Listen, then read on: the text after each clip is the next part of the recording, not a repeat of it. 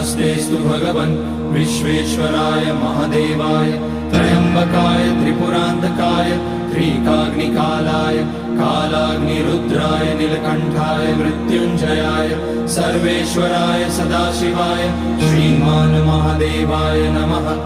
ॐ नमः शम्भवाय च मयोभवाय च नमः शङ्कराय च मयस्कराय च नमः शिवाय च शिवतराय च।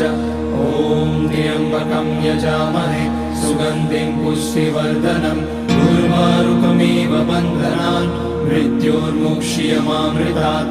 नागेन्द्रहाराय त्रिलोचनाय भस्माकराय महेश्वराय नित्याय शुद्धाय दिगम्बराय तस्मै नकाराय नमः शिवाय। मन्दाकिनी सलिलचन्दन चर्चिताय नन्दीश्वर प्रमथनाथ महेश